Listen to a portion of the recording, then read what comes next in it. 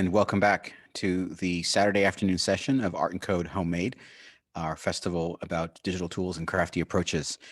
This is our afternoon session on our final day.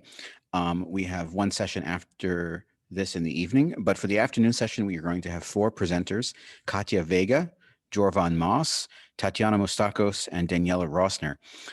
We're going to begin with Katja Vega. And if you're just tuning in and would like to be a part of the chats, go to artandcode.com/homemade to register, and you'll be able to be a part of the Discord where we're having our conversations and chats about the speakers and their work. Katja Vega is a professor at the Department of Design at the University of California, Davis, where she directs the Interactive Organisms Lab. Her laboratory leads new explorations in novel interfaces in areas such as beauty technology, body modification technologies, and growable interfaces. She's also the author of Beauty Technology, Designing Seamless Interfaces for Wearable Computing. Katja Vega. Hello, everyone. I'm super excited to be here and to be part of this great festival and share also some of my passion, some of my research projects, and I will be talking a little bit more of what I was creating in the last maybe 10 years and also kind of like behind the scenes of what I was creating too. So I super excited to share what I was doing with you guys. Um, so first, while talking with the organizers, I was thinking on what will be the most interesting thing to share and how to go even beyond of a traditional way to that I present my work. And one of the recommendations was to talk a little bit more about your passion and about yourself. And I thought like, oh yes, of course, I can talk about my favorite topic, myself. And I decided to talk about what it drives my creation. And in that way, you will see different fields merging together and fields that maybe I wasn't expected to be exploring from before. A little bit of my background. I studied computer science. I am from Peru. And when I finished my career, and maybe I don't know if that happened to you at some point, or if you are studying and you didn't know how to move forward, I was in that situation. I didn't know what to do next. And unfortunately, in Peru, there are not many research labs, at least in HCI in computer science, and actually that's kind of like a very privilege. I thought that from other countries, and I I don't even knew that being a researcher was a career. I just like, do you actually get paid for create and to be a researcher? That wasn't something that it was very common in my environment. But I was very fortunate to talk with someone that he was a researcher, a Peruvian researcher, and said like, yes, you could apply to scholarships and study a master degree, a PhD degree, and become a researcher. And that's what I did. I went to Brazil. I did my master degree. It was more about virtual worlds. And then I moved into uh, creating other devices. I started to learning about wearable devices, and I started my PhD around that topic. And I was very fortunate to move to Hong Kong for 1 year. I was over there in a arts department that was very different from any of my colleagues that were going to computer science labs all over the world. And then I started thinking about how we in computer science create.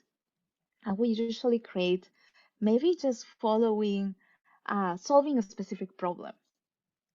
And when I was in arts, I was thinking like, okay, what's the problem? What's the solution? What are you creating? And they were expressing more their passion.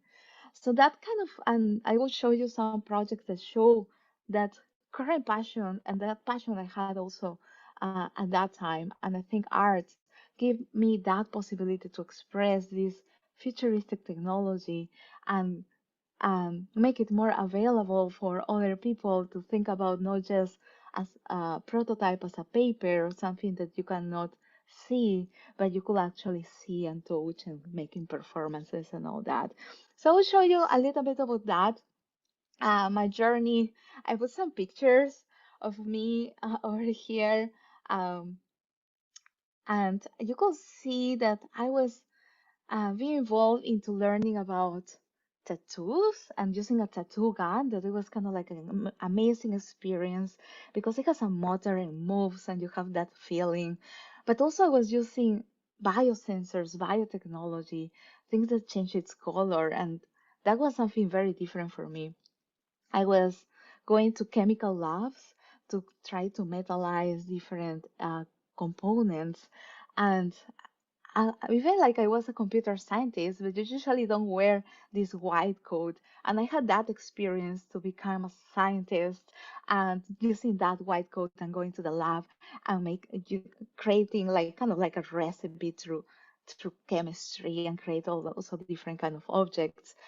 I will introduce also to electronics and circuits, and I mix all that together for not just create all these research and papers and projects, as I mentioned, but also art exhibitions to showcase what I was feeling.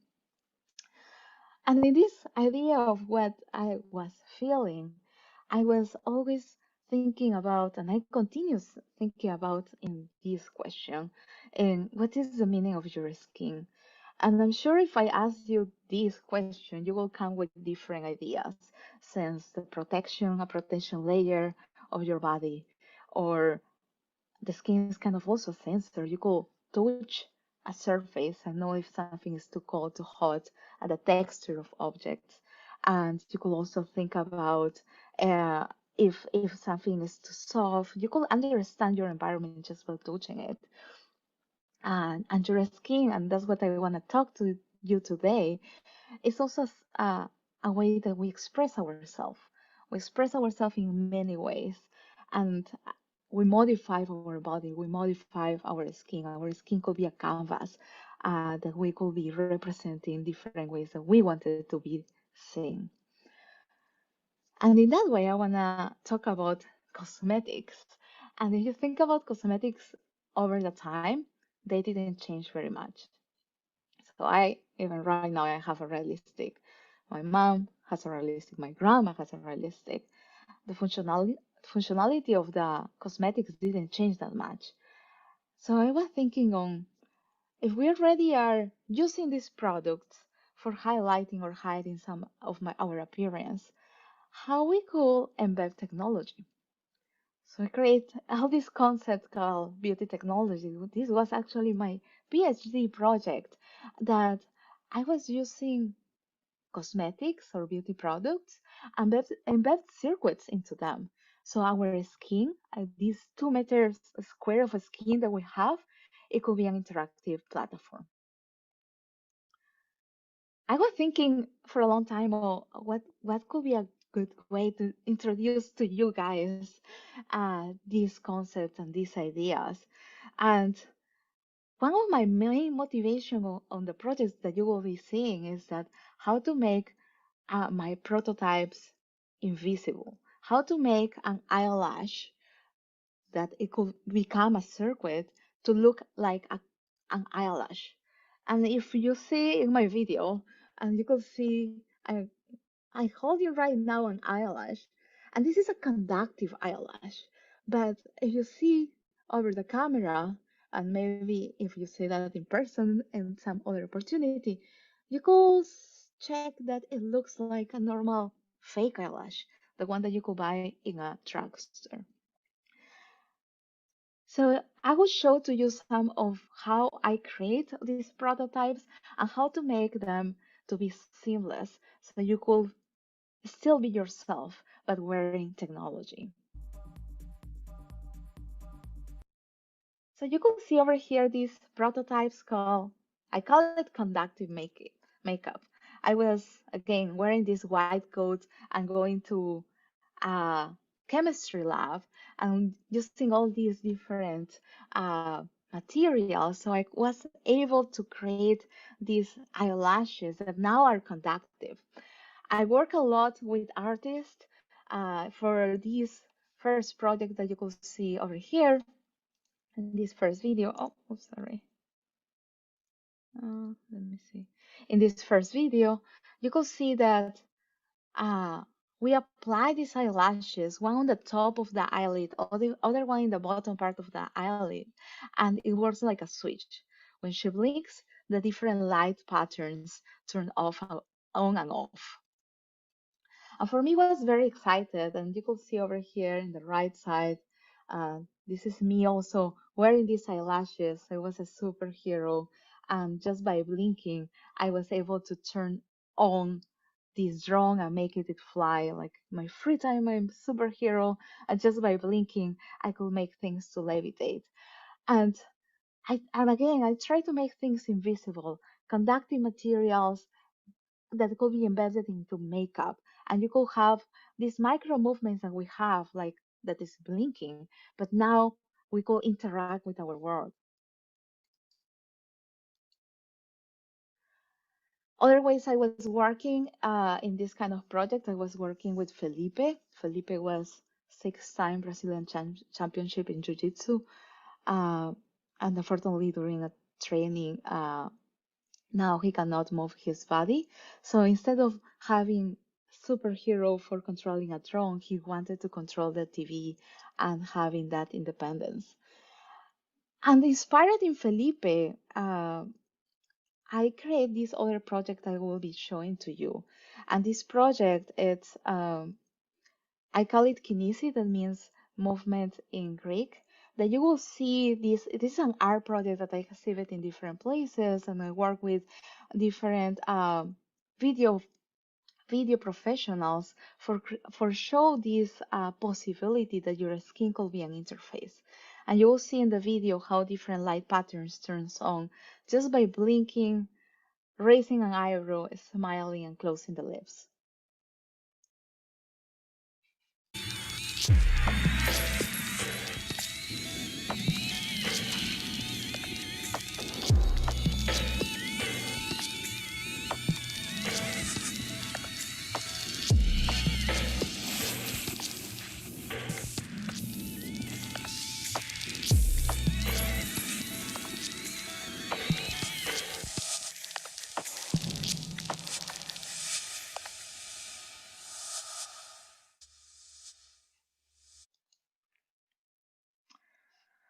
And of course, our body is also our hair. So I was working with hair extension, a very similar way with the eyelashes, so metallizing them with a chemical process. And the chemicals I was using, I was actually using them to look like my hair, kind of brown. And connecting that fake eyelash that now is conductive but looks like a hair to a microcontroller has Bluetooth, I could send that information through a device. And in this case, you could think about recording conversations, sending a message, or imagine if you're in a risky situation, you don't take out your phone, you could send your location to the police, for example. Our body is also our nails. And I create this other project called Tech Nails that embed this small chip inside of the fingernails. And my main motivation also was to interact with devices with these RFIDs. And if you think about, for example, when you want to pay the metro, you need all these cards, or so you have to touch that or approximate your card to that reader to know who you are, so you could go and pay the metro. So imagine all these RFIDs we could have in our fingertip. So each of our finger could be one for paying the metro, other one for paying Starbucks, or one for opening the door of your office. And one thing I was interested is, oops, I wanted to, this device, you don't need to touch anything for creating the interaction. So we create this Aqua DJing project, a DJ controller into the water. So the DJ put her fingernails into the water, change tracks, and add sound effects.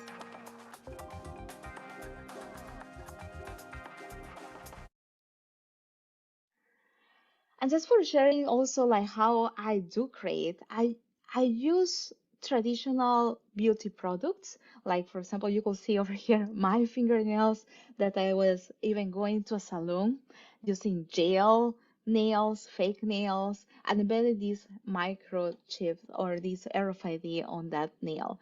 You can see this is my very first prototype, the very first time I did it. My nails looks very bulky and big, but then I started to do like, smaller and smaller, and it's going through this also passion to have more seamless devices. Uh, Again, we share all this concept in the Design Seamless Interfaces for Wearable Computing Beauty Technology book. And one thing I noticed is that right now, even you could see some startups that they are trying to do this idea of the fingernails for painting the metro in London, in China, in Hong Kong. Um, Other thing I wanna share with you, uh, I already shared to you how we could have an interactive body through cosmetics like makeup that you blink and turn the lights, uh, or fingernails that you could paint a metro with your fingernail, or just by touching your hair you send a message to the police. So your body could become an interface in that way. But then I was interested in kind of like maybe going deeper into the skin and making kind of like a more deeper connection and to read information that you usually don't have access to. If you think about the skin, as we go back to my first question, the skin could be also a display. And if you think about that, when you get nervous or when something is going on into your body, you could get red. You could have acne. Also, your skin itself is giving information for you, maybe taking action, or even some kind of behaviors that could be psychological or physical behaviors could be exposed in your skin. So I was thinking about tattoos, and this is a collaboration project when I was a postdoc at MIT Media Lab, and we were thinking on a collaboration with also Harvard Medical School. And we were thinking about the skin and how we could reveal information that you usually don't have access to. Instead of making a blood test, it could be a tattoo that we could replace these inks, traditional inks, with biosensors, and they change color and react and give you information for your body. So you could think about, for example, glucose levels for people that have diabetes that goes up and down. So you could see your tattoo could be changing and giving you that information when you will need more insulin. Uh, we're doing some prototypes that showcase that idea. Of course, and we were using also different biosensors like pH, glucose, sodium. And of course, I cannot do a tattoo right now for you guys. We were working also with tattoo artists because they know about the skin, they know about design in our own canvas that is our skin. So that connection with the artist itself give us that possibility, but we were showing that as a proof of concept of a futuristic idea that hopefully right now actually there are more biotech labs working in improving that those biosensors for using that as tattoos. Similar than that, I'm thinking about again how we could have a deeper connection through our body. We could think about these um, these also these uh, ligatures, dental ligatures, this one that goes around these braces, and we develop them with hydrogel and also with biosensors, so they are interacting with your own saliva. So if we could think about this is a simulation, you could think about a device, and when it goes closer to that ligature, you could identify what's the color of it, and then you could send that as a history of on your phone.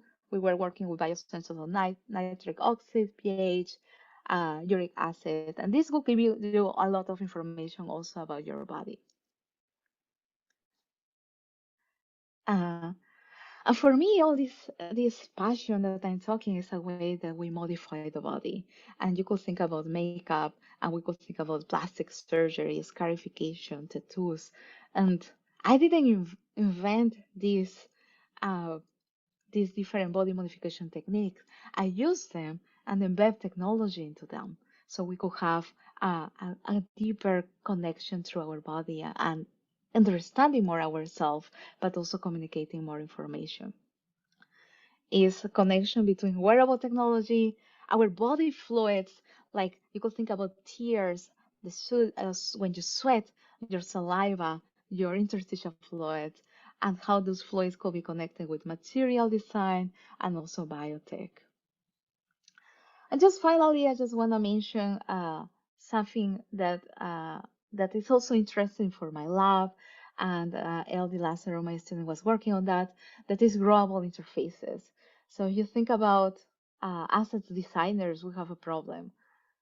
We create all these devices, and then we put that in a shelf, or maybe we just put that on the landfill, and we are not very conscious of our role in creation, but also if we are creating products that could be sustainable.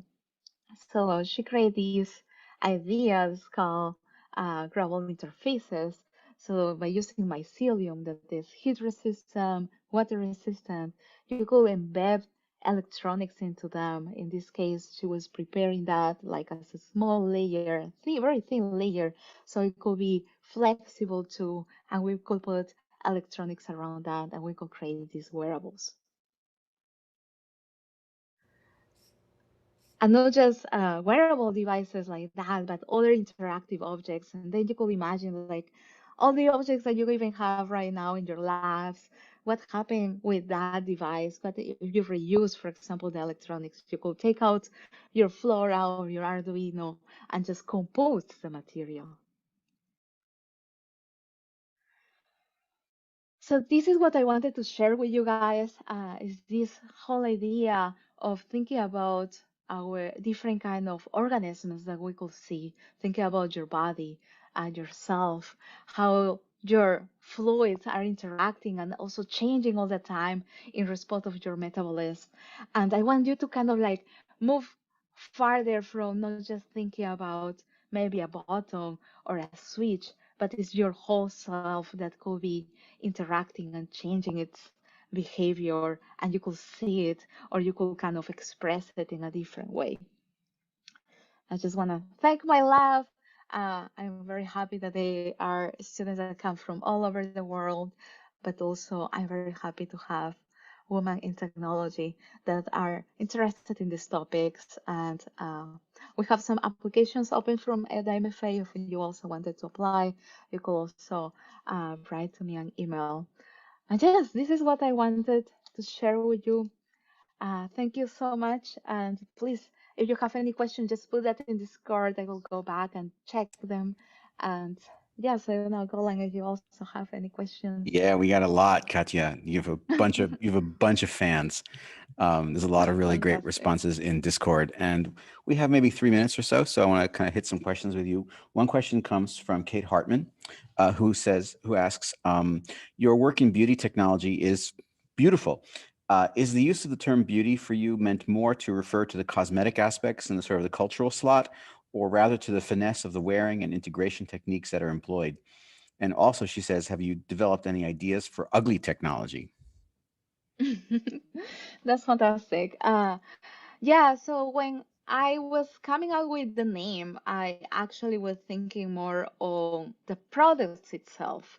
Uh, for me, it was like usually woman itself, they are an inspiration for me because I was, as I mentioned, I was in Hong Kong, and I was looking how amazing those techniques could be. Like placing an eyelash in the metro is not a simple task, and like going to a salon like every 2 weeks, I spending maybe 2 or 3 hours for having these gel nails. It was also kind of like this motivation and this mixture between like these fingernails with Hello Kitty and crystals that uh, is kind of like a deeper connection, cultural, deeper connection through the product itself. And if I think about the beauty product itself, yes, it has like I was in that for that name I was thinking about the that particular product name. And about ugly technology, I didn't thought about that actually. Like as there is, I didn't know that it's an ugly technology. I usually think about the way we modify our body, and it could be beautiful in many ways. So I kind of inspired in many things, even the scarification and as you could see also tattoos. But I will definitely that's like also a really cool idea. I will definitely go deeper into that. But one more thing maybe I would like to share about these products. After I was creating them, I noticed that uh, it's not just for a particular group of people. You could think about, for example, you think about the tattoos. You could think there is a specific group of population that could be using the tattoos. But after we released the prototype, we had hundreds of emails, mainly for people that have diabetes. And since this person that have a kid of 2 years old that he cannot communicate too much with his parent yet and would like to have a tattoo to know what's going on with his kid. Or this other person that his elderly has been 40 years of his life pinching himself like 10 times a day. And he thinks that having a tattoo could give that possibility. So I just thought that these products gives opens the possibility like the users or the audience that it traditionally has. I think you're mute, Golan. Yes. So typical. Thank you. It's 4 minutes before the hour, and we need to get the next speaker queued up, who is Jorvan Moss or Odd J. I want to thank you so much, Katja, Professor Vega. It's been really great having you here today, and there's a ton of questions and adoring fans in your Discord channel, so please head over there. Oh, Yeah, for sure. And we're gonna head over to speak with Jay now, who's all queued up. All right. See you all soon. fantastic. Mhm. Thank you so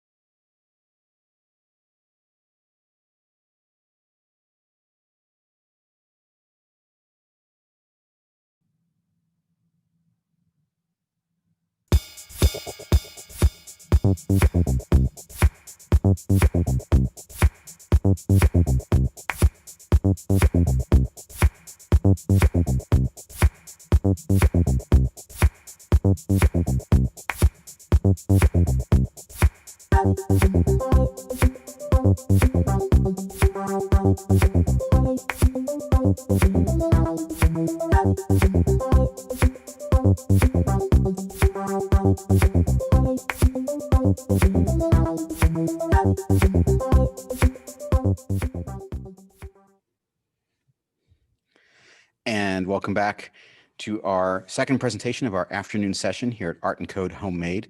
I'm Golan Levin, Professor of Electronic Art at Carnegie Mellon, Director of the Art and Code Festival and the Studio for Creative Inquiry. And I am thrilled to introduce our next speaker, Jorvan Moss, also known as Odd J, who is a California-based tinkerer, designer, rising Instagram star, and autodidact who creates wearable robotic companions and invents new forms of interactive electronic couture. Jorvan Moss, Odd J. Hi, everyone. Okay, so a little bit about myself. My name is Jorvan, but I go by J online, and I'm a self-taught maker from LA. I'm all self-taught from college. I've been doing this for like 5 or 6 years now. I have a small little presentation here. There's a little version of me. This was actually a fan art from a friend who pretty much drew me with some of my other earlier ideas, inventions, and little toys and tools that I put together. I've done a few events as well. I was able to meet Alex Glow, and we did a talk at Maker Faire, San Francisco, back in 2018. I love doing those type of things. I love giving talks. I like trying to inspire people with what we do, and hopefully inspire people to build their own little robots. So I'm constantly like happily, passionately to talk about these type of things. So I've been doing this for a little while. I've been mostly kind of self-contained. I am very story driven, so I always try to build a robot based off of some type of genre, whether it be steampunk or cyberpunk or whatever you might think. So yeah, I do a whole bunch of random like shoots here and there. And back before COVID, I was able to like take my robots out with me sometimes, and I would just go out somewhere or like go meet up with a friend, and I would just have a random robot on my shoulder. Of course, like I said before, did some more events. In these pictures, you can see the same robot is actually one of my favorite robots, Dexter, who's a robot monkey. I designed Dexter a while ago, and he's gone through so many iterations at this point. But this is literally a days apart. Like this is the one on the left is during a SuperCon 2018, of course, hangout, 2019. And then I got really inspired from hanging out with all the other makers that actually went home and redesigned Dexter's face to look like it is in the picture on the right. This is me at DesignCon. So I'm very big on design because, of course, we have to think of design when you're making a robot because you can't, I'm not really a fan of making a robot just out of function because you can make anything really function and make it look not that cool. It'll work, but it won't look cool. I mean, what's the fun with that? So I do my best to activate a lot of design into my work. So I'm going to show you a little bit more of my work behind me in a second, but I do a lot of stuff like that. This is actually from an online Maker Faire last year with me, Alex, and our friend Angela, who did a talk on wearable robots. Very fun. If you guys haven't had a chance to take a look at it, it's definitely on YouTube. And we talk about, all the design processes, the different materials, ideas. It was a very, very fun time to go into all the details of everything that we do. Oops, sorry. So this is one of my other ones that I actually designed to wear on my head.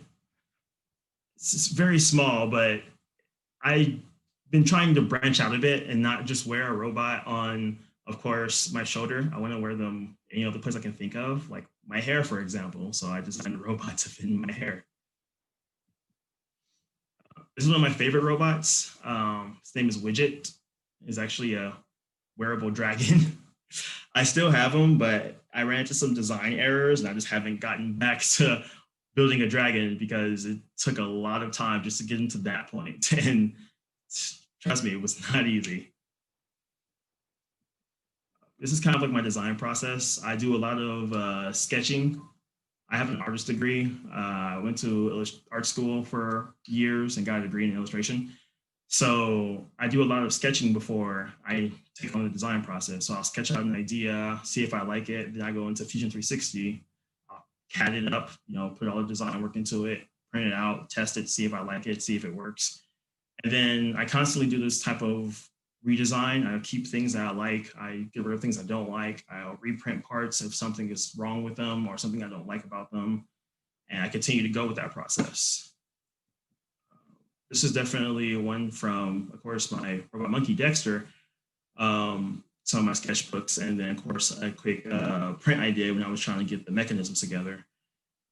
A lot of the stuff I do is always very quick sketches. It's not very detailed. It's not fully illustrated. It's literally just trying to get the idea on the paper. And it really helps too. I have, you see there, I have a sticky note in one of the sketches because I just needed to kind of figure out things.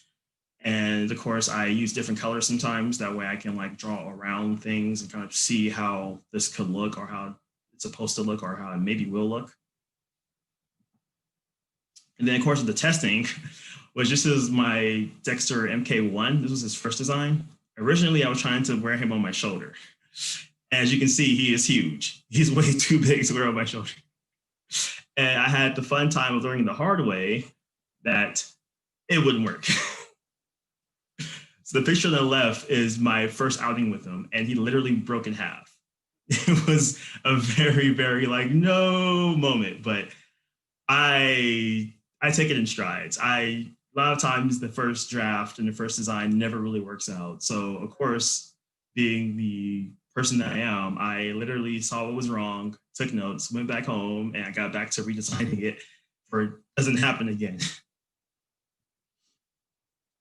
So that taught me to build Dexter as more of a giant puzzle piece. So now I can easily disassemble him and reassemble him at any time, in any way I really want to, because if you're going to be carrying around a robot, you definitely have to think about what happens if it breaks or something, messes up while you're out. So you have to kind of improvise or kind of think of an easier way for you can put things back together. That way you can continue enjoying your event or whatever with your robot. These are my last ones for my presentation part. I did a lot of work on this new Dexter. This is him now on the left screen here holding the sticker.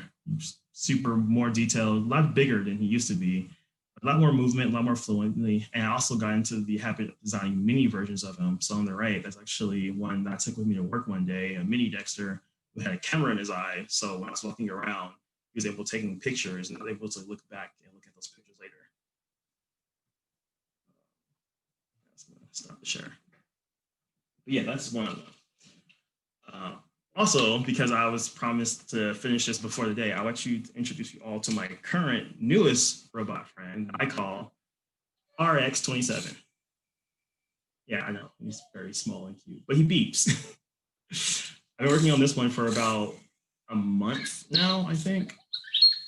I started him at the end of December because I found out that I was running into some very obvious issues with making wearable robots, mostly because they're so big now, because I put so much work and effort into them, that they have a tendency to break and a tendency to be too big when carrying them around.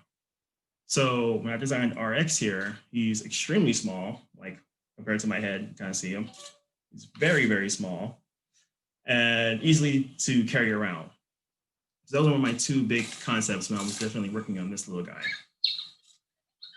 He also comes equipped with new stuff I'm still working on. I'll pull it out right here, which are little clipper hands, little grabbers that way I can easily take them. I can easily take them, put them in the cup, and give them attachments. So yeah, that's pretty much my main process. My main goal for all of this, especially because I know a lot of people always ask me if I plan to sell them, if I plan to do anything like that. And to be honest with you, I don't really plan to sell anything right now. I probably will get into the idea of creating a common wearable robot for the future. But mostly I got into this because I just liked building robots. I was not a very social kid growing up. So I got very into the concept and the idea to build my own robots. And when that came to be, I became a little bit more popular and things started happening. And I have a lot of people always asking me if I'm going to sell it, if I'm going to do this, is it going to do that. But for right now, I really just want to continue expanding upon it. There's a good chance in the future, like especially during COVID, this actually helped me a lot, that I spent a lot of time by myself because of the isolation, and making a robot that I was able to kind of communicate with definitely helped me through it all. I spent a good time just thinking of if I wanted a best friend like R2D2 or Wally, how would they look? How would they move? How would they design? And this got me to an idea of what if I put AI into this robot? What if I install a chatbot to it? What if, not saying I want to get rid of the human experience, of course, but what if you could take your robot, I have a robot at home that if you live alone and you can't have a pet or a dog because of apartment rules, you can have a robot to talk to, that you'll still have that type of, I want to say, conversational intimacy with a robotic creature. And of course, that could help for the future. I mean, definitely a lot in science fiction, they have spaceships and like long journey type of stuff. And most of the time, the people seem to be by themselves. So imagine having a little robot that you can just have on the ship with you and just talk to that and help you keep you sane as you go through years of space travel. So that's what I kind of hope things happen when it comes to wearable robots.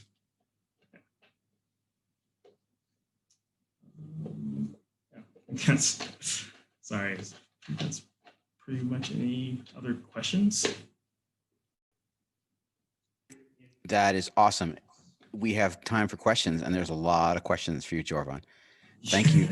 No, this is good. No, this is great. Thank you so much. This is fantastic. Thank you so much, Jay. Can I start hitting you up with some questions here? Sure. All right. First, this is my question.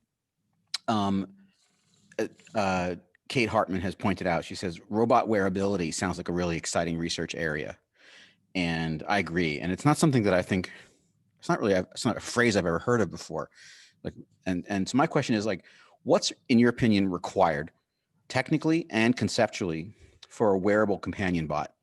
And, you know, both in, like, for example, in relationship to the body, but also in relationship to society. And I'll give you an example of what I mean. Like one could say like, oh, well, there's special things that are required in order for it to actually like clip onto my shoulder. It can't just have regular legs. It has to have like, you know, a saddle or something like that, or, you know, some kind of way that it relates to my body. So what, you know, you're one of the world's foremost designers of wearable robots.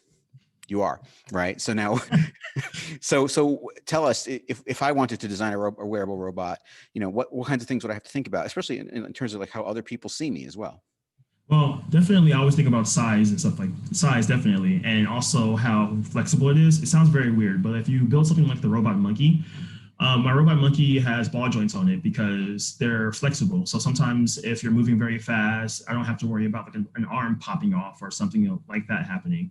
You also have to think on where you want to wear it, because depending if it's on your shoulder, you might want to have strong shoulders for one, trust me, or you might want to definitely look into something very smaller or something even lighter.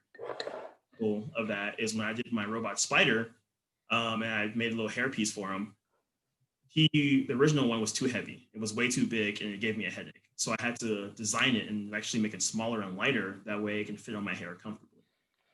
How about out in the world in terms of other people seeing these things? Now, there's some famous stories about people going through airports with electronics and, you know, getting in trouble with people who are very suspicious of what, you know, they think could be a bomb or something like this. And so how do you create wearable robots? These are not subtle robots. People notice them. They got blinking LEDs, you know, they make noise. Tell us about conditions for wearing them in the world. I've learned, just for me personally, that cuteness is key. Sounds really weird, but as humans, we have, of course, we project a lot. So I use a lot of LED eyes, especially like with RX21 here, to simulate like this is cute, this is harmless. Because I've noticed when it comes to robots that have like actual eyes, the actual like LED eyes that people can see, people see them as cute or cool. And I usually get away with them pretty finely. But things like my spider robot, who doesn't have any real eyes, at least the wearable hairpin one, is more creepy to people. Like people see him and they're like, oh, it's cool and pretty, but since it doesn't have any eyes or even real face, just a giant LED for a head, people find that way more creepy, and people are a little bit less, okay with being like approaching me about it or talking to me about it. So definitely, I say the design concept of cute and harmless in your mind, because we're humans, and Terminator has totally messed up our perception of robots. There's lots more questions. Leia actually observes that she's found an article entitled "A Survey of Users' Expectations Towards On-Body Companion Robots." But other questions. How This is from Vernell Noel, who will be speaking later this evening, and she asks, "How has your relationship with these robots made you more aware of your own body, yourself, and other non-robots?" Honestly, it's definitely made me more aware, because I've actually started working out a lot more because I wear wearable robots. Like, I used to just would go on runs, but since robots became heavier, I started like lifting weights where I can be strong enough to wear them all day. I learned that the hard way during Maker Faire back in 2018, wearing my Aussie Spider on my shoulder all day. At the end of the day, my shoulder was both swollen and sore. So it was just heavy, and it was literally killing me, but I didn't want to take it off because people are around me. So I definitely learned to like strengthen my own body to be able to carry this. It's a funny motivation for wanting to work out. It works. It definitely works. Barb, who makes things, asks, how many hours on average do you put into one of these bots? On work days, I put in about 5 hours per day. On weekends, I put on the entire day. I'm constantly building things and working on things, and especially like my robots. Like, I will sit down and sketch them out for about an hour or two, and then CADing takes a little bit while, and then printing takes a while. But I have a personal rule that every day I have to work on something, whether it just be starting my printer and getting this part printed, or doing a whole wiring thing. So definitely, if not 5 hours or more per day. Wow, that's it. The practice shows.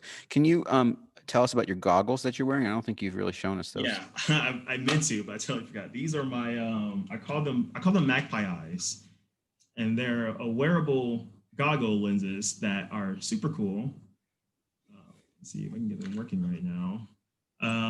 I designed them after going through, I want to say, a bad time. A friend had just passed away, and I was having a bad 2 days, so I had all these extra parts. So I just started taking some goggles I had, and I started just putting the parts together. So I made these, and I just made a quick video like, hey, I wanted my own cool like gadgeteer goggles. So I built these, and I posted on the internet, and they got really, really popular, really, really fast. And it surprised me. It surprised me really, really, really quickly on how popular these are, because I wasn't thinking of them as, something that was going to be a product or even a famous build. I just built them because I was sad and I had some stuff I wanted to just do. And now these work. Those are great. Thanks. I'm just looking to see if there's some more questions here in the chat. People are loving your work. I think we're gonna leave it there. It's oh no, there's more questions. Here we go. This is, yeah, no, this then we have a little bit of time. Do you feel like these I mean, what's super interesting to me is that your work spans both sort of like almost like Disney style sidekicks. The whether it's the lead character, the princess who always has the sidekick, or the bad guy who always has the sidekick. There's always this sort of sidekick culture in Disney, but there's also this notion of like electronic couture. There's a ton of style in what you're doing. And a question that comes from Claire is, do you feel like these pieces are part of a larger fictional or speculative world, or are they about being with him and being with you in this reality? I want to say a bit of both. I mean, originally when I started this and I got even a little bit more popular, I was just building for myself.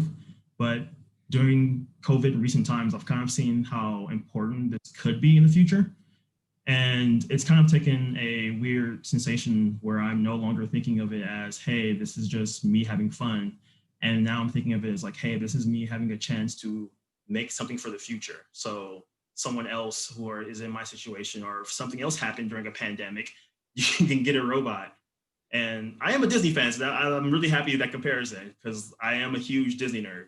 So having this little robot with me, like I definitely plan when things calm down to go out with him and do stuff like that and kind of record people's responses, because I think it'll be an interesting, like you said before, a research subject that we can look into and then hopefully make this like a main thing, like a normal everyday thing.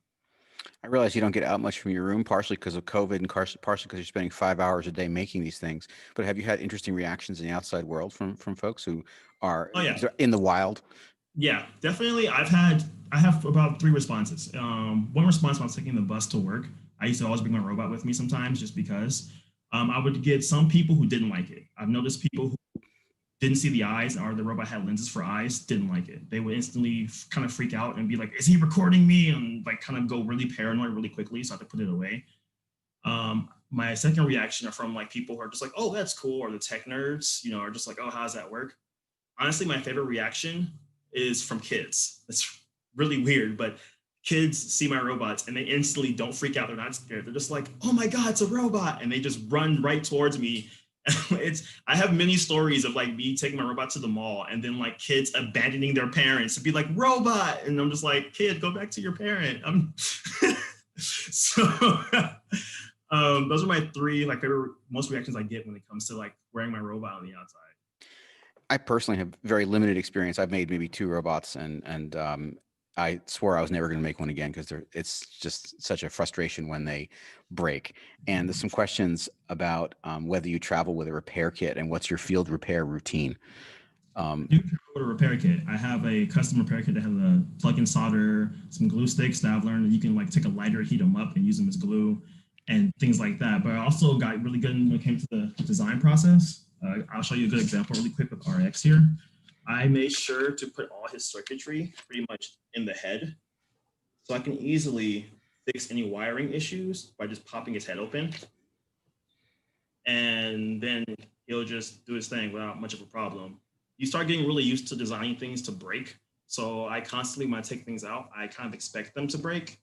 And I have a personal rule that's more of if it breaks, it's technically working because now I know how to fix it. That's there's some questions also about sort of how you feel about the internet pressure to immediately commodify the things that you love doing. It's very weird. Honestly, I don't really like it too much.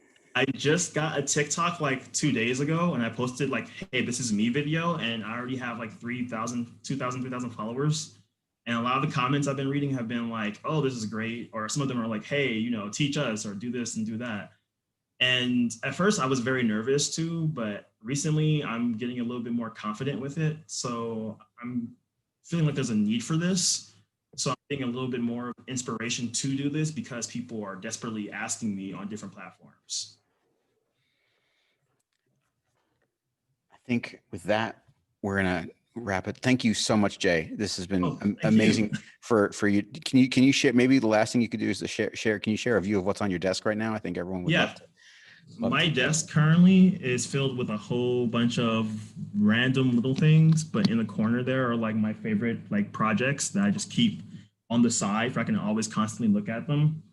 And then of course my desk table is full of just like 3D printed parts right now because I'm still designing RX's extra attachments and things like that. My entire like background, so the periodic table up there for, you know, my weakest subject is chemistry.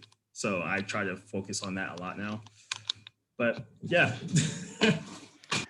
Jay, thank you so much for sharing your work. It's really a pleasure to have a view into your world of fictional robot character sidekick, wearable cartoon character couture developments. Thank you so much. It's been great. Well, thank you. Folks, in just a few minutes, we're going to pick it up with Tatiana Mustakos at what is 2:30 p.m. Eastern time. So we'll see you in a few minutes. Thanks a lot.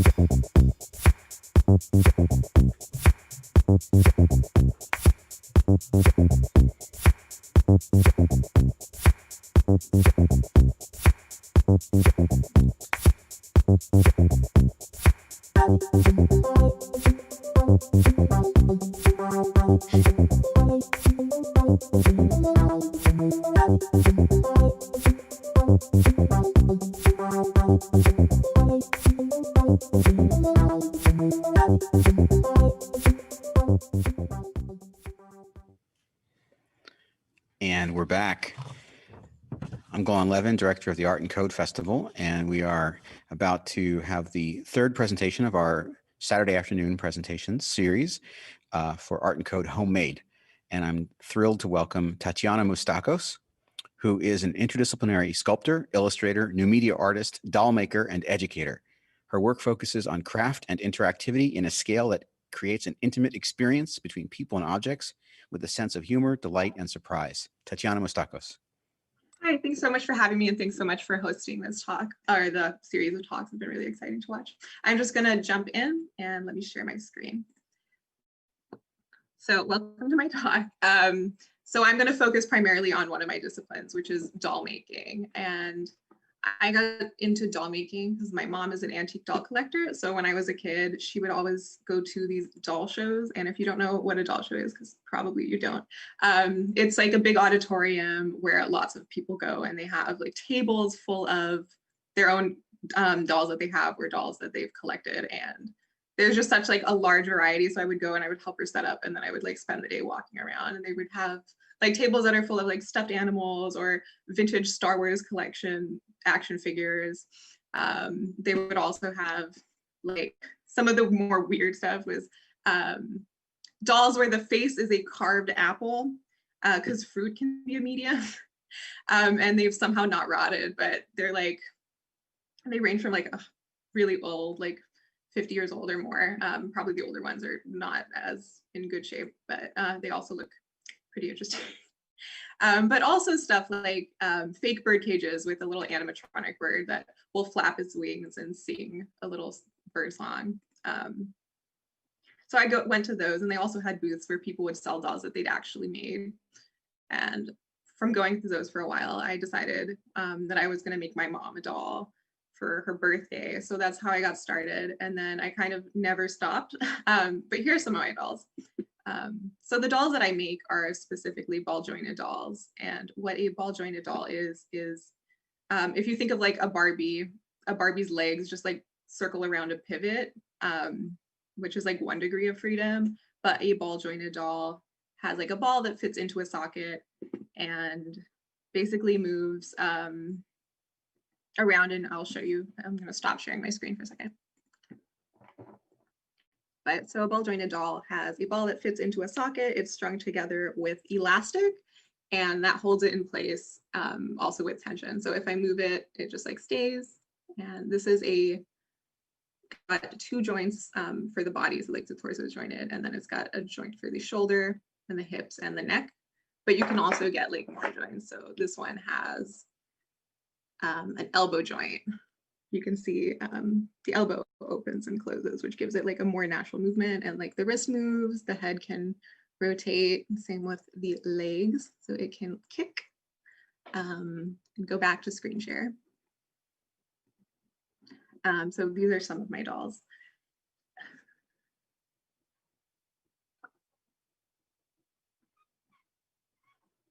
And this is a diagram showing how the elastic ties. It goes from one leg through the head back to the other leg, and then one from each of the arms. And so I make dolls, but then another discipline that I'm interested in is programming and coding.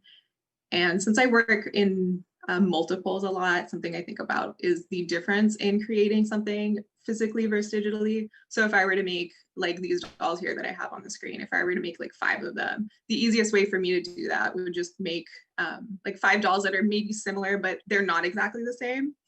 And if I'm making something digital, like the opposite is true. So even with like baking, if I'm making cookies, they're pretty similar, but they're not identical. But if I'm in like a virtual world and I want 5 digital cookies, the easiest way to do that would be like I sculpt one cookie and then I copy and paste it so it's exactly the same.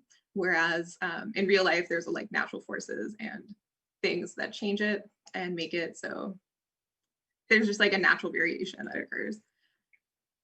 So something that I've found personally to bridge the gap between that is procedural generation. So going from these physical dolls that I made, I wanted to try making digital ball jointed dolls. And this is a printout of a ball jointed doll that I made in Blender. And I'm going to scroll through this and then I'll show you the Blender side of it more. But this is I generated a 3D file that makes all the different parts for the doll. So then I can just run it through the 3D printer and then it makes it all. And then you string it. So the way that I did this is in Blender. Let me minimize that. So here's just one of the pictures earlier for reference. And this is the program that I wrote. So Blender, if you don't know, is an open source 3D modeling software, but it's also based in Python. So it has the ability to script. And if you look here, if I like add, if I add a shape, it just like puts it up and you can move the location, X, Y, Z. And if you see here, so this is, I just added a meta ball and I'll show you what a meta ball is in a second, but it has like this really complicated code, which takes a little bit of parsing. So what I did was I kind of wrote like an easier version to do that. So I made and this is just the basic stuff, but I just made like a code where you add meta ball, and then you just give it the XYZ and the radius, and then it runs that script for you. So that's parsing the way that they do it into my own code. But back to it, the main way that I made this is, and I'll talk about the code a little more in a second, is with meta balls, which I mentioned. But a meta ball is basically a shape that connects to itself. So if I have 2 meta balls and I bring them closer together, you can see they're like becoming the same shape. And that was when I found out about that, I was like, wow, that's great. That does a lot of the work for me, which I think if I'm making like a digital thing, it's really important to find a way to make the tool do a lot of the work for you. So with this, it's easier for me to make an organic shape instead of like if I want to make like a neck, I can just make 2 balls and then it automatically can join instead of having to worry about the geometry and all the vertices. It kind of does that for me. So the way that I generated this doll was I made the head first, and let me run it. So if you run it, it it makes a new one each time. And the head is always different. The body is always different. But what I do first is I make the head. And the head has different options. Like it has a function for making the eyes, for making ears, making like a back of the head. And not all of those always run. So I could have one that has like a longer snout, one that just it has a flat face, one that has ears, one that doesn't. And then it stores the value of what I've generated into that body. So first we make the head, and then I stored the value for the radius of the neck, because the neck has to fit in to there. And this is informed by like my knowledge of the traditional doll making, which is like something that's been around for thousands of years. And because I know how to make a doll with clay, once I'm approaching it from a different medium, which is like Blender in this case, I know like where I can take liberties. So I know that it needs to fit in, but if it's not perfect, like that's fine. It can just be like good enough and it will work and it will still operate and move around functionally. So I store the value for the neck radius of the top, and then I go in and from there I make the neck.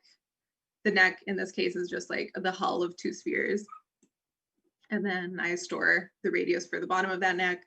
I bring it in, then I like make the body, which is this piece, and this piece is, it's not, so it's just like, I showed you the doll earlier that had a 2-part torso. This has a 1-part torso. But what it has also is the holes for the shoulders and for the hips. Sorry, I don't know how to turn that off. Yeah, so it has the shoulders and the hips. So it generates the body, and then it stores the value for the hip radius, the shoulder radius, and then with those I go in and I like generate the leg, I generate the hand, and then I generate like the arm length.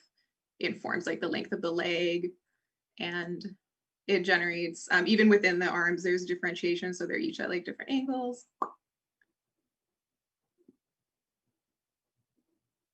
And when I make stuff like this, or like this example, for example, I feel like it's more of a collaboration with the computer because I can go in and I can look at my code. And my code is a work in progress, but it's also, since I'm making it for myself, it's not something that I ever have to finish. It can be kind of an extension of my practice. So I can always like come back to it and I can be like, oh, maybe I want them to have like really weird fingers. So I can go in and script that. And as long as it works for me, it's something that like I can just continue making them, because even in like a more traditional like clay, like I'm not making the same doll every time. Like I go in and I like, maybe if I try a different ear that I've never done before. So that's also something that you can do like in the code. And it's more of like, I feel like it's a collaboration with the computer, even though I wrote the script. But if I go in and I say, I want this doll to have a long like nose, then I can tell it to do that and it will still generate a new one for me that I don't have complete control over, but I have like, I'm like suggesting it and then it goes and it does it for me, which I think is really cool. Yeah, so it's informed by my knowledge of traditional using clay. I can also show you one. Let me stop sharing the screen for a second.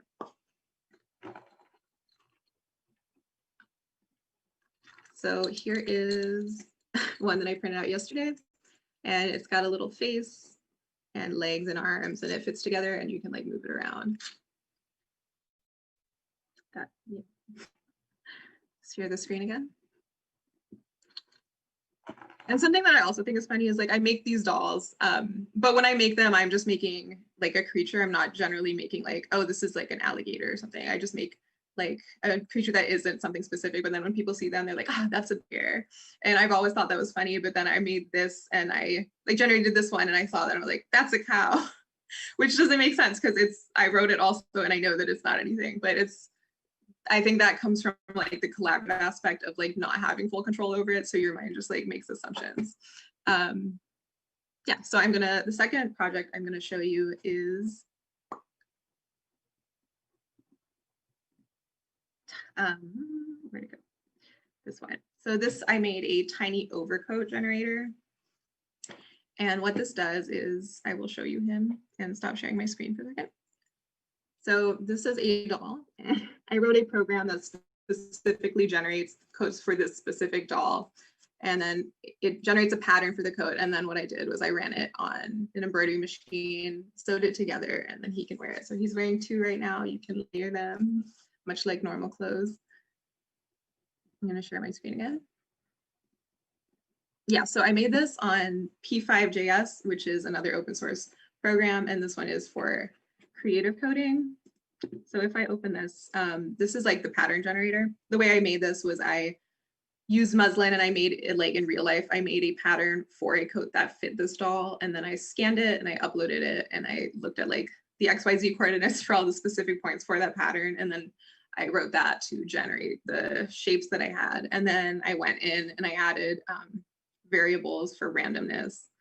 So if I press spacebar, it's going to generate me a new one. And it also has like different features. Since I wrote this for myself, I added more customization within the script. So if you press space and I like this, but I wish it had sleeves, then I can just go in and press S. Or I like that, but I don't like the waist. So I can press the key for that. I can change the buttons. I can give it a different neckline.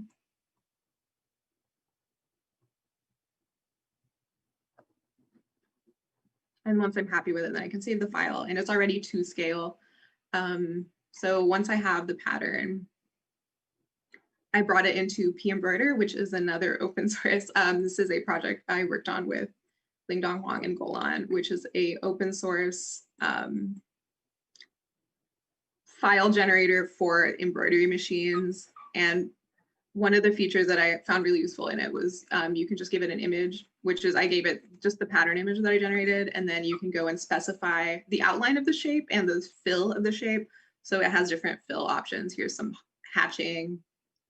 You can use purlin noise, which I thought was really pretty. So that was one of the ones I used for the codes. There's also full color filling in with like a satin stitch, which is what this example is. So this is a file that I fed in. This is it in pembroider after telling it to do a purlin fill. And this is it printed out. It prints it out in this shape. Something I inspired this project was I was really interested in seeing how the embroidery can add structure to the fabric. So in sewing this, I just have to like sew it together, but it's already embedded in the fabric. Like each piece is its specific, it's like sturdier because it has the embroidery backing, and it fits together perfectly. And here are some of the results.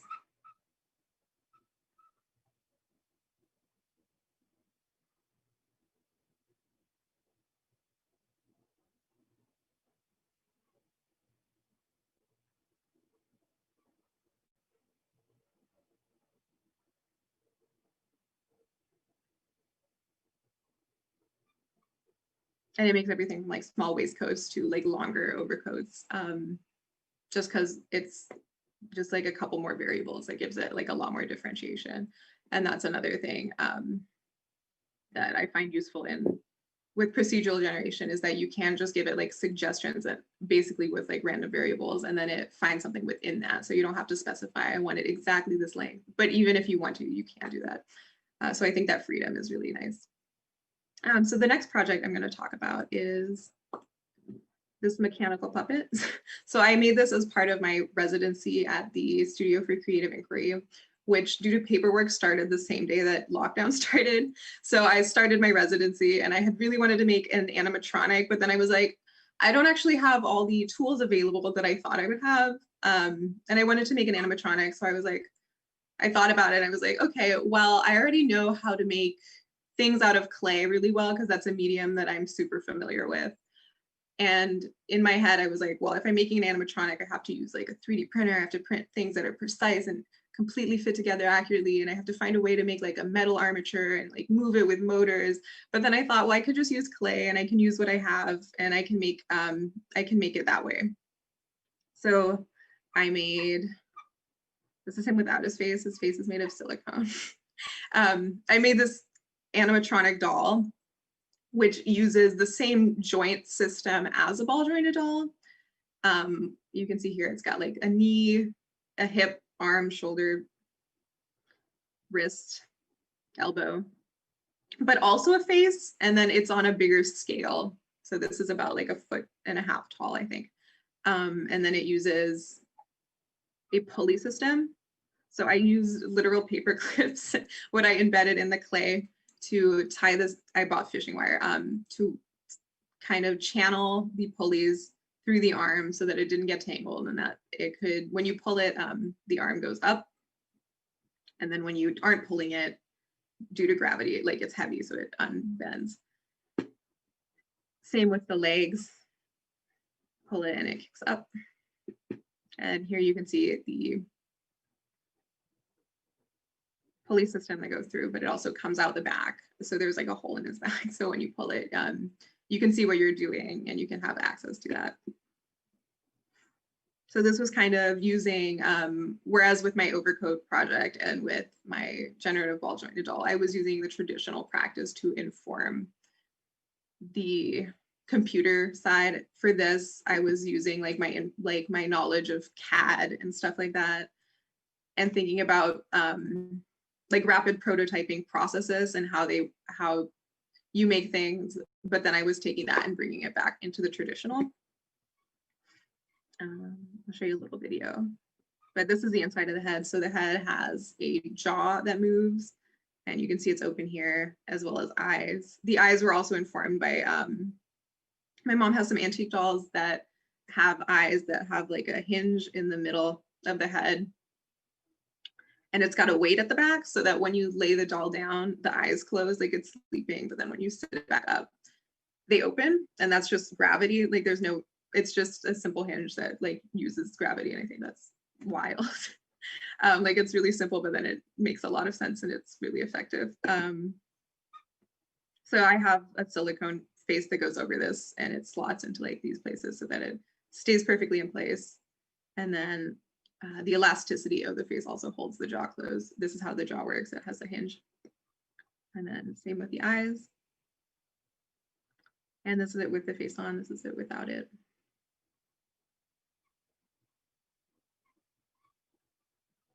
This is a little video showing the arms.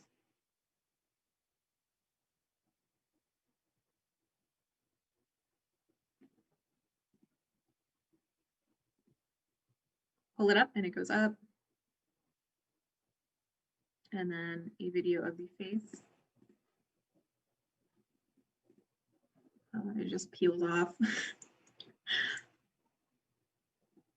You can see the mechanisms inside, and that's also a pulley system, which the back of the head was open in the earlier pictures.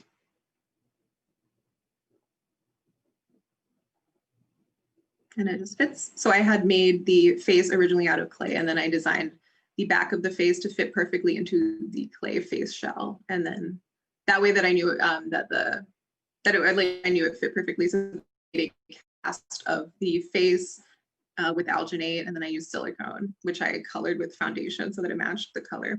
And then I just put that on. And then, so then the final thing I'm going to show you is Algorath. So Algorath is a art rat-based media collective that I have with my friends Shar Stiles, Caroline Hermans, and Connie Yi. And basically what Algorath is we just like come together and we like brainstorm and we're just like, oh, wouldn't it be cool if we made this fun little project? And then we just make it and then we put it out. And it's kind of for us, it's just for like to have fun and to be able to make stuff that's like digital and just like brainstorm. But also it's for like people to, it's just for fun. So when I think of homemade, I think of like the act of play and like joy. And that's, I think, really evident in like this, because we just like come together and we like have a fun project because it's funny and we're just making like rats that you can customize. So this project is called Sweater Rat Creator. And it's a 3D rat and then there's a sweater. And this was, we made this in the winter, I think last year. And you just draw on it and then shows up on your rat. You change the color. You can rotate him. And then we have a rat maker where you can make a rat and you can randomize it. So you have this, just randomize it. You can change the background if you want like a big foot in the back, or you want a thumbprint, or maybe you just want a road, and maybe you want to be a giraffe. And you can have your eyes closed, or you can have money eyes or fangs, and you can add some friends. And you can decorate it with roses or diamonds. You can be blushing, or you can be crying, or you can be blushing and crying. And then you can set the frame.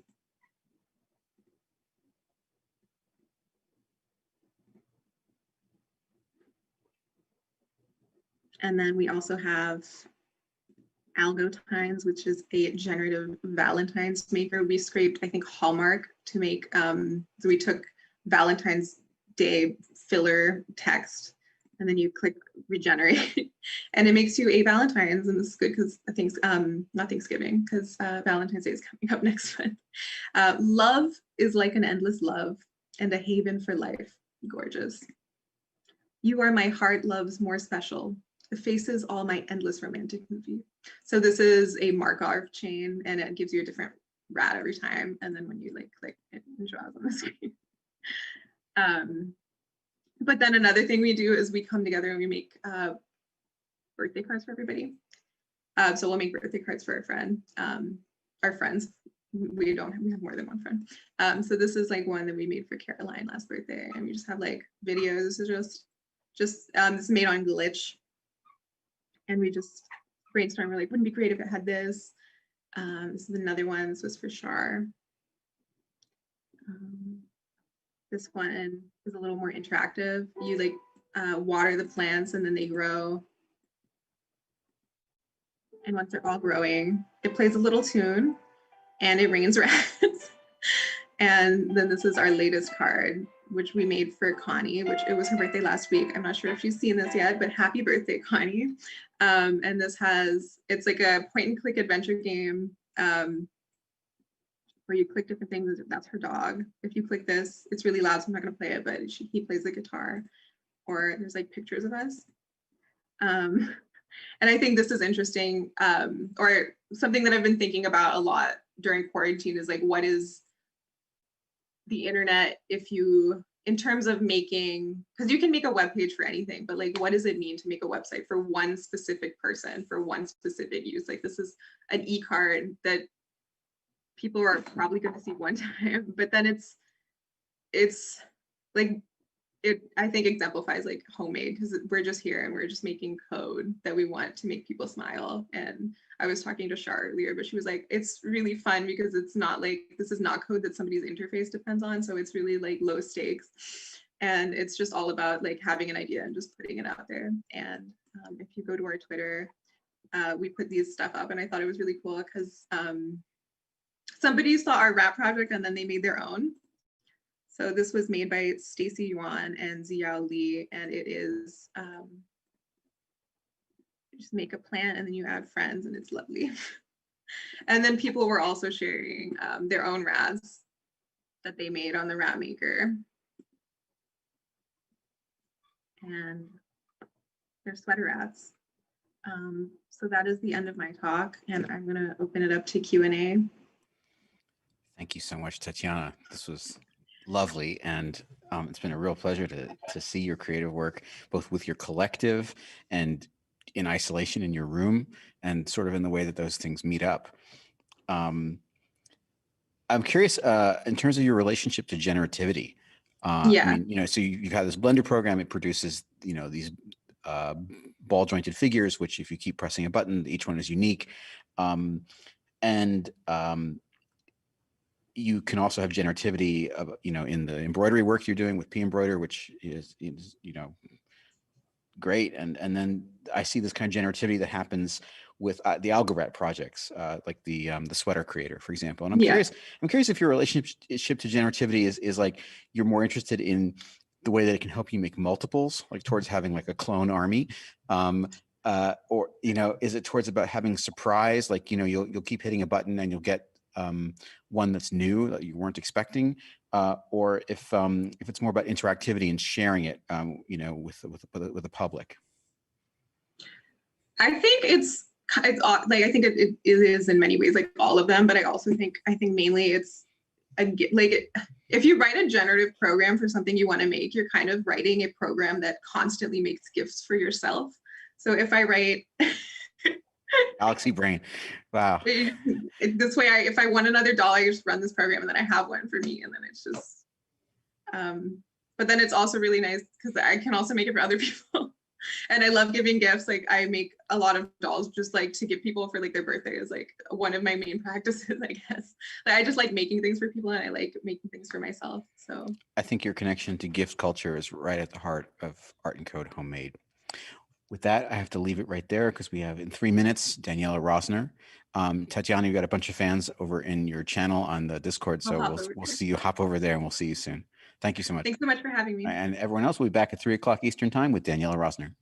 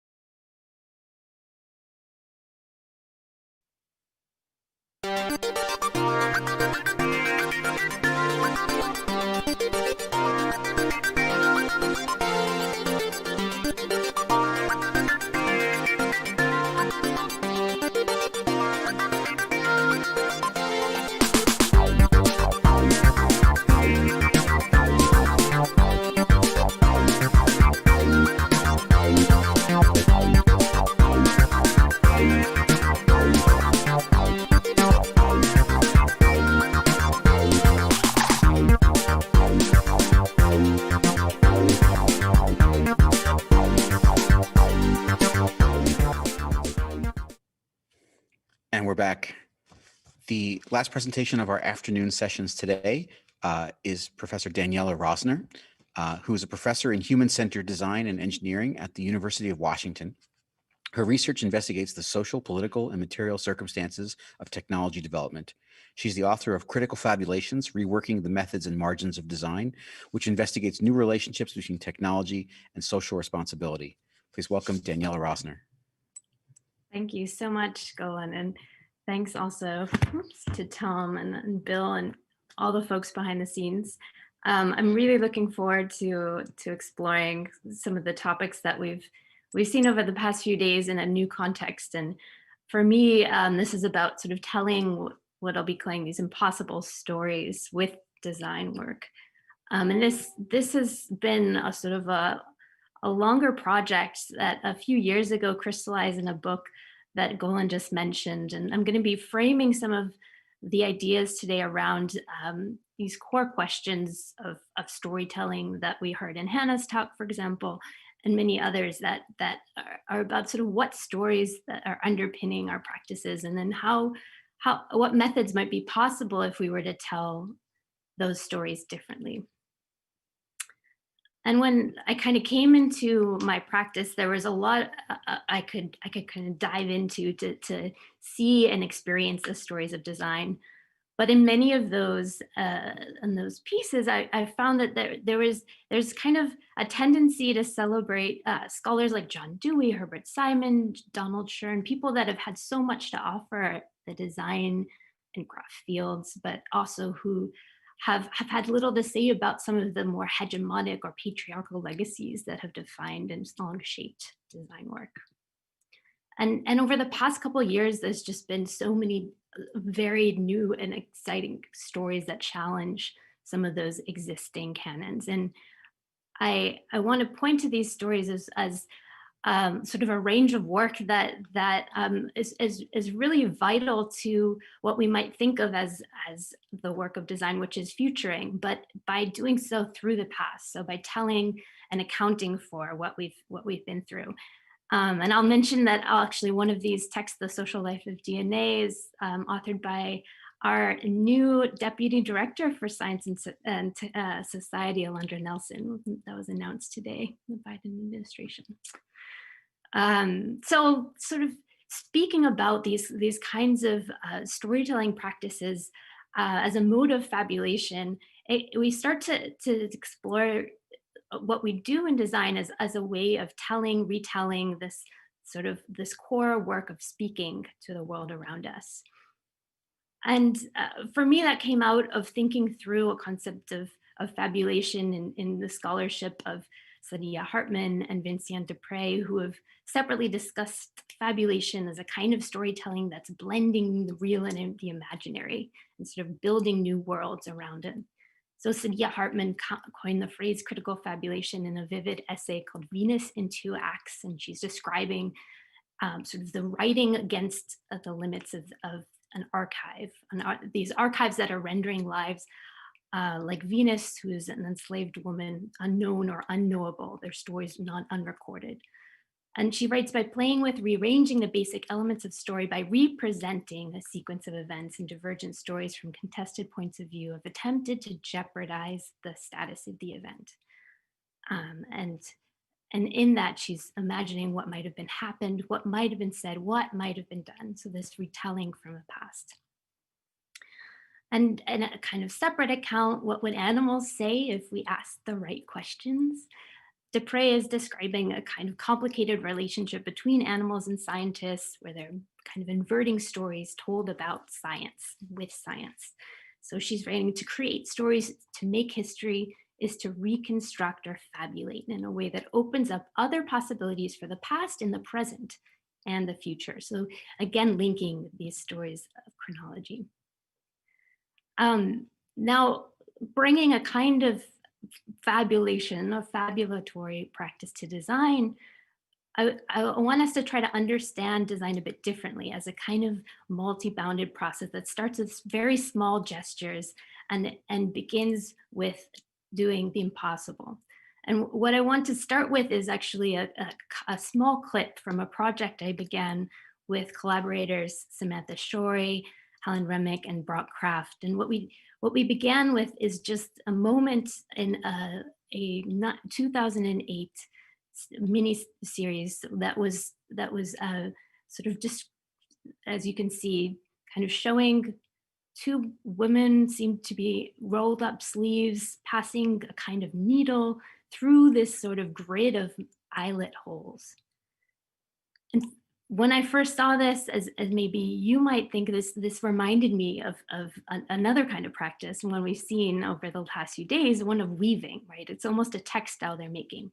But here, the weaving is using these unconventional materials like wire and magnetic rings and this odd loom. And you're seeing this space of this weaving happening in a kind of factory setting. And over the scene that you just saw is the voice of a managing director named Richard Batten. And he says, we called this the LOL method. He says, the little old lady method of wiring these cores. So this footage is only a few seconds long. It's silent, if not for that narration. And it's one of the only surviving accounts of the women who physically wove software for the Apollo missions during the 1960s. And they were Daniela, I'm not sure we're seeing that video. I think we're still seeing your slide of all the books. What? Oh no. I've shown 3 videos. That's too bad. We haven't seen them. Okay, let me go to. We've had a great look at your bibliography, though. A long view, presenter view. Let's see if this works. Do you see a new slide now? No, your slides are not shared. Okay.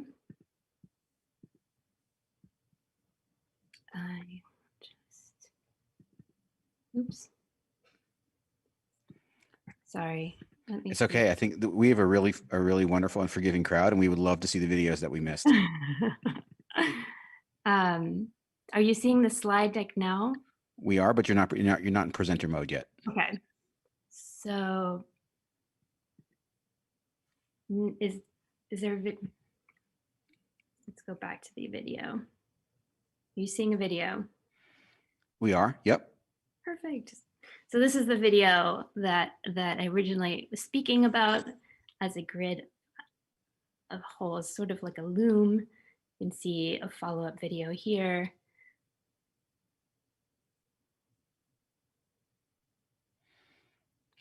So magnetic wire rings where the wire is being threaded through there. Okay. So I was mentioning Richard Batten because, again, his voice was narrating the story of the operators who were doing a specific kind of work. They were weaving the software for the Apollo missions during the 1960s. So they were threading wires around and through donut-shaped magnetic cores that were called core memory. And this is a technology that was pretty prevalent across the 1950s and 60s. And it was the principal mechanism by which computers were storing and retrieving information. So if you think about a wire going through one of those donuts, it would create a 1, right, a bit, and then going around it would create a 0, bypassing it. So, at this moment, computers look pretty different from the computers we see every day. These were, massive room science machines. This was in 1961. There was punch cards that were used to run them, and the contrast with what they needed to produce to get into to fit a computer into the cone of a rocket. They needed a technology that was obviously easy to condense, but also that could withstand extreme vibrations, like extreme temperature changes, and that was light enough, right, to be carried to the moon. So most of what we know today about this mission comes from the stories that were told by Batten, right? And what we began to do with a kind of fabulatory approach in design is to look at the wider story and start to ask, how we might share and think through a retelling of it through the material process of making. So we began to look at the wider process of core memory development, which included these very cool P2P core memory planes that ordered on eBay. And sort of holding in my hands, they reminded me of another form of sort of memory making of sorts, a kind of praxis of quilting. So in the next few months, we developed what we came to call a core memory quilt. This was a quilt that was made up of the patches that were hand woven still and were made of core memory themselves. So it was sort of creating these new points of encounter with those older materials. So working across a range of archival and current modern technology, Arduino boards, looking at patents that would sort of shift across the 1950s and 60s to show what sort of missing figures, right? The people operating these machines, how those bodies were working with them, and exploring the various scales of production that the core memory was built on. We created a kind of traveling object that we took then to a series of workshops from maker fairs, education conferences, history of technology spaces. And in this series, we asked people to assemble something we called a kind of patch kit. So we gave them a core memory, a kind of board loom, and strings, beads, these sort of kitschy almost craft materials. And with them, they were able to access our archive of media materials. So we had a collection of firsthand accounts of core memory production that we collected along the way, and plugging the patch into the quilt then would play aloud these oral accounts of core memory. But as they did this, of course, we had to tweet those as well. So we created a kind of bot-like Twitter stream that would replay those same accounts of the weaving process. So for example, one tweet had said the female operators were good at it and those that stood around telling them what to do were terrible at it, from Edwin Blodden. And in one moment in this process, Helen Remick, was a master quilter, a collaborator, reflected on this as object as a contrast to the microchip. She said, "I'm having fun realizing we're creating a macro chip. We could continuously open it up, put our bodies inside it, and repair it ourselves." It was very different from our relationship with modern day electronics that tend to be so finite we cannot experience that kind of care. At the workshops we ran, it didn't take long for folks to bring up this kind of odd relationship where we were drawing between weaving, textile work, and engineering and technology. So what people wanted to know a bit about the language we were using and how we were making sense of it. What did the operators call themselves, for example? And hoping to shed some light on this, I decided to reach out to a man named Frederick Dill, who's a pioneering engineer. He's a co-inventor of a semiconductor laser. And I'd been in contact with him throughout this process. So Dill recently sent me a 1957 volume of digital computer components and circuits, and he had created this beautifully typed printed note that said, "Until this discussion, I'd never heard of stringing cores as a weaving problem, but it's certainly a good view." The cores are those donut shapes. Then I asked him what he meant by this comment, and he replied in email, "You have focused on the threads where I focused on the cores. Your focus on weaving is an equally valid viewpoint, but a different one. Sort of assumes that some particular configuration of weaving will produce what is needed, which is totally correct." So looking at the weaving alongside the electrical cores, we saw almost new attention to this labor of production, right, alongside the thing. And that meant identifying the weave as a pivotal innovation, what he said, the mechanism that is needed, right, in Dill's words. This is a really unusual insight, not just because of its widespread omission from core memory literature, but also its deeper recognition of embodied practice, or bodies at all, as core contributors to engineering. And Helen Remnick again reminded us one afternoon, quilting is similarly not just handwork, it's not backwork, network, it's also new work, joint work, right? So as we built the quilt, we encountered the process in ways that sort of changed public accounts of this mission, that such as the MIT museum footage that said, and the interviewing journalist, she doesn't have to think about which core it goes through next. Jack Poundstone replies, no, the machine does that for her. Right? These are portraits of kind of unthinking executors of code rather than inventive contributors, which sort of reverberate throughout these public accounts.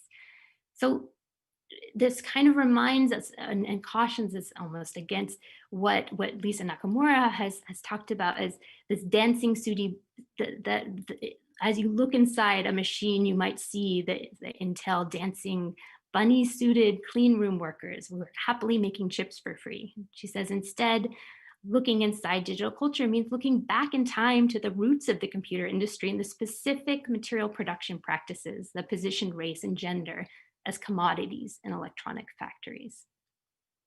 So this project is really thinking about design methods in a way that positions it as challenging histories, and in ways that not only reassert divisions between the cognitive and the manual, but they're hiding all the class, gendered, racialized labor within innovation work. So this is about reckoning with those metaphors and conditions. And drawing out critical fabulations in this process was a process of reckoning. So what it helped us think through is a kind of alternative to many of the sort of typical dimensions or tenets of design. So a set of habits of being that might kind of result in other ways of making things. Instead of individualism, we could ask, how might we inquire in concert with those in design settings? And instead of objectivity, we might ask, what histories of practice have been suppressed or elided? And other than a universal view of the world, can we look at the intricacies and ask what representations feed a prevailing design narrative, and who do they represent? Who are those people? And in contrast to a solutionist gaze, we can think about what forms of ongoing care and thriving already exist within a design space. So taking this fabulatory practice as a way of telling stories, we can start to kind of awaken these silenced ways of knowing, and even deconstruct design methods to open up different possibilities. And as I kind of close, I want to just bring this back to some of the kind of ways that in sort of a standard design program, how you would speculate on the future. And one way kind of comes down to something called speculative design, where there's a cone and you're in the present right now, and there's many ways you can go. You can go to the probable, the plausible, or the possible, and then as Tony Dunn, Fiona Raby re-represent this in the image here. There's the preferable that offers a kind of new way of seeing. It's an interesting way to predict. But as Ebru Kerbak recently contests, that there's a trajectory from past to present that doesn't look at the influence of the past, right? She's trying to highlight that there's new ways of seeing openings and closures that come from kind of a process of looking backward. And I'm going to suggest that maybe fabulations is more than one perspective, right? It offers a way of thinking about the past and in a way that's not just about filling gaps, but about the kind of haunts, the ghosts, the traces that are still acting in the world today. These are the silences that are still in the context of our core memory work. You're seeing the computing field continually re-entrenching inequalities in the present, and it's not those silences are bearing witness to that and contributing. Now, you might contrast a speculative lens with a more typical mode, but there's of trajectory from empathy to testing. And I would suggest that, in fact, many of those same erasures are happening because of an absence of reckoning with the past, that we continue to not see their operation today. So when we look at the world around us and see, AI that are continually coding ideas of servitude in sort of gendered or racialized forms, or we're looking at misinformation, disinformation that fills our devices, allowing for unaccounted tech firms to roam free. What we might be feeling like is we're working along a kind of Mobius strip, right? We're always moving, but there's nowhere to go. And I want us to kind of move through a different picture of design, maybe an affective, emotional journey. What if we move from design apathy to design optimism, to design pessimism, and finally design reckoning, a kind of journey through a design process that acknowledges that many times we don't have many options of how to create a better world, but that we need to still reckon with those existing and prevailing injustices. So I'll now end this talk with a kind of opening for asking what is required to imagine a free state or tell an impossible story. A quote from Sylvia Hartman, opening up the possibility for doing otherwise in the world today. And with that, thank you so much, and I really look forward to questions. Daniela, thank you so much. So there are questions, and the first one I would like to send your way is from Leah Albau, who's one of the curators of the Art and Code Festival, and she asks. She says, "We talked about this a bit in the. Maybe you want to unshare your slides just so we can see your face. Yeah.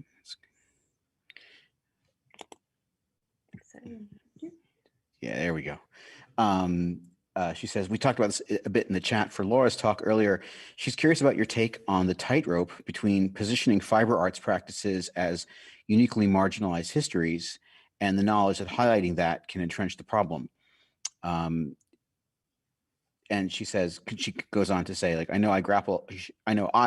Leah, grapples a lot with the, did you know that weaving was the first computer, which is sort of wrong in a way that misses the interesting points, but fundamentally well-meaning. Mm-hmm.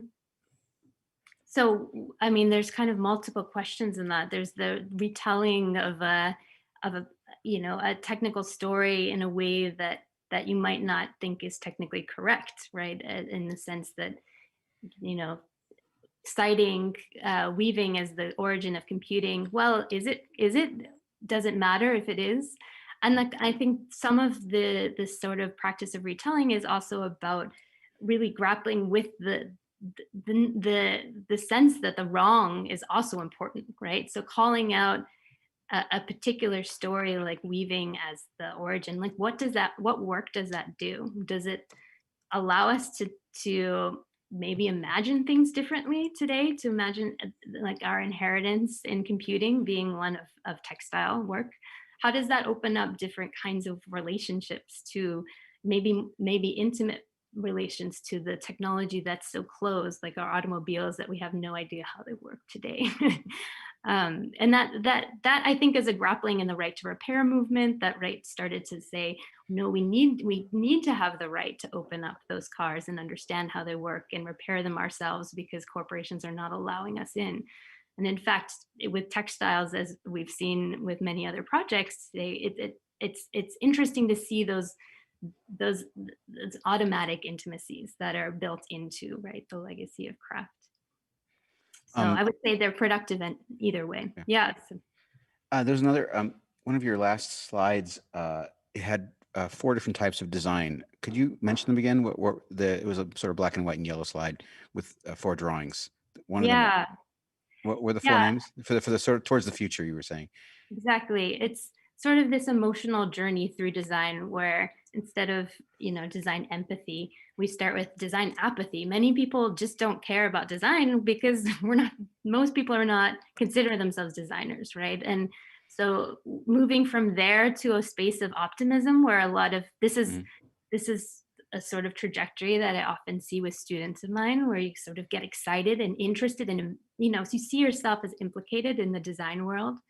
And then we notice all of the challenges that no longer be denied that are populating our news feeds, right, of disasters of design. So that's design pessimism. And then finally, design reckoning, where we kind of acknowledge them all. This is a term I haven't heard before, and one about which Kate Hartman asks, how might design reckoning be best introduced as a broader practice? It's a fascinating term, and it's got an edge to it. Cool. Yeah, I'm writing, that's the title of something I'm writing right now. It's a longer project and book length project. And I'm really, if anyone's interested in chatting, I have much to say on the topic. Could you explain design reckoning some more and what? Yeah, sure. So reckoning being, there are many uses of the term. It's a pretty fascinating term. It has a pretty interesting heritage in religious texts, right? If you think about the Day of Reckoning, what that means to be sort of accountable and accounting for a massive change. But reckoning is also not one with resolution. It's not something where you're looking for a fix. And so it's kind of, in simplest terms, a kind of contrast to the techno fix, right? Where we see that we can solve something with a different design, whether it's of a thing or an institution or a world, like our society. There's a lot of these thinking through of a kind of a simple fix to the problems that we have. And as tied to the theme of this talk, I think it's much more about grappling with our past and our presence and how those relationships work to can define and in not determinative terms, but really shape the world that we can be. So reckoning, again, is this critical, engaged, effortful work to be with our world and to see that we can never fully change it, but we can try in small ways again and again. So it's actually a more humble approach to that kind of work of revision or revolutionary change. Daniela, thank you so much. Stick around just for a minute, Daniela. We're going to chat after this, but I wanted to just briefly say for everyone else, it's coming up on 3:30 and our afternoon session is coming to a close. We're going to restart at 5 o'clock with presentations by Anne Hay Young, Dr. Vernell Noel, Hannah Epstein, and Kelly Anderson. So please join us for our conclusory Saturday evening presentations at 5 o'clock Eastern time. And that's where we are right now. So everyone go have a great afternoon tea, and I'll catch up with you all soon. All right. Thanks so much.